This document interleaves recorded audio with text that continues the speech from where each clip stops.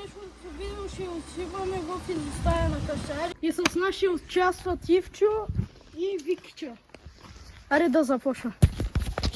И отиваме. Вижте Виктор, вече с нова коса. И оператора. Не забравя да кажеш оператора. Его, Венсан. Да, аз съм оператор. Ивчо. Той си се същия. Да. Висок. Да. Добре. 1,50 м, колкото мене. А пък ето там е най-ниския. Ето мати. Виж, аз съм най-ниския.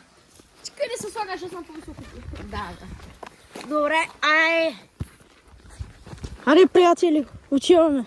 Остана малко. Да, но ще отидем по най-стръмния път, който е там. Да. И там. Разбира се, те тук двамата, да не казвам какви, с пръстите са ми духите.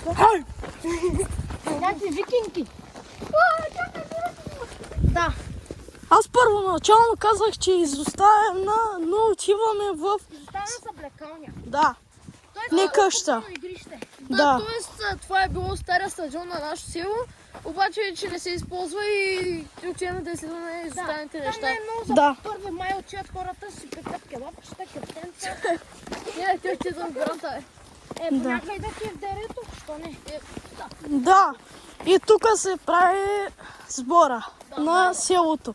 Да, и сега минаваме по стръмния път. Добре, айде. Вижте, ето, приятели, тук е. Почти стигнахме. Аре, вижте, към надолу. Вижте, надолу. Вижте, приятели, ето гледката и ще отидем и там. Аре, и сега отиваме, те си идват оттам и почти, айде, отиваме хора. Вижте, това е врата от 1997 година. Тук е било стадиона на селото. Тук е много носталгично, приятели. Аре. И сега отиваме, приятели, почти стигнахме. Тук преди е имало... Не преди, то беше преди 1 година, тук беше Киара. И отиваме. Август месец беше, ама миналата година. И сега влизаме. Почти влизаме. Вече влизаме. Вижте. Влизаме. Да видим какво има тук. Тук е малко страшно. Вижте хора. Малко мирише вътре, затова не стоя много време. И от тук било публиката на футболния отбор ОФК, да не казвам името на селото. Вижте. Ето ги. Много е носталгично и тук. И добре, да отиваме към другата част. Вижте хора. И тук. Вижте колко... Оттам дойдохме и оттам. Вижте колко е носталгично. Виж ги те са. Вижте, там има няколко къщи хора. И отиваме към... Вижте хора. И... да отиваме към другата част. Както казах. Малко ни остана, айде. Приятели, отиваме в къщи. Сега много вали. Не знам какво да направя. Просто се прибирам. И да видим там, както казах, е съблекалнята на стадиона и други неща. Те се прибират там. Аз само станах да се прибирам. Сега вие сте с мене. Отиваме вкъщи.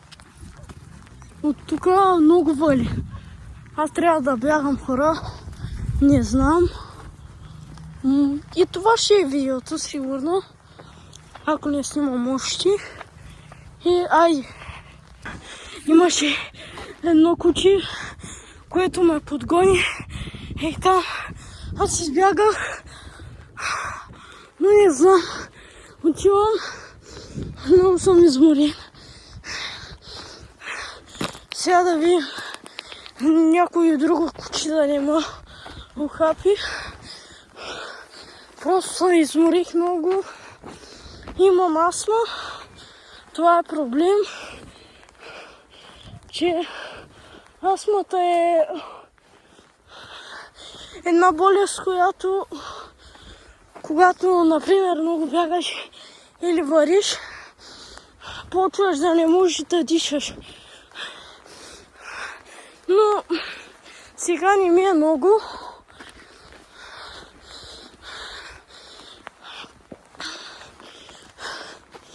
Не съм чак толкова си изморен, само малко. Защото кучето ме подгони и аз не знам сега на коя улица да отида. Натам трябва. Добре, бързо трябва да отида вкъщи, защото много вали. И айде, отиваме, приятели. И хора, почти стигнахме до нас. Вече малко не съм чак толкова си изморен вече. Малко си починах и отивам, много започна да вали. Вижте, че навсякъде е мокро. Аз съм само с една грейка. Но нищо. И да ви разкажа една история за стадиона. Този стадион е в селото от 29 години. Много е хубав, но преди беше много по-хубав. Аз съм играл там много пъти, ама там се прави вече сбор. Вече не се играе чак толкова. Има концерти. Миналата година дойде Киара в село Беловец. Имам дори снимка с нея, но нямам автограф. Но ето, почти стигнахме до магазина. Вижда се, там е. Това е парка на селото. Има още паркове, но селото е много голямо. Много голямо. Населението е към 3000. Голямо е населението. Има много магазини. Поне към 5 магазина.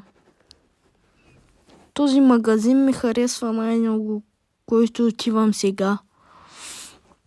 Но да кажа, не забравяйте да се абонирате и да лайкнете това видео, защото ние отиваме в изоставени къщи или в изоставени съблекални или стадиони заради вас.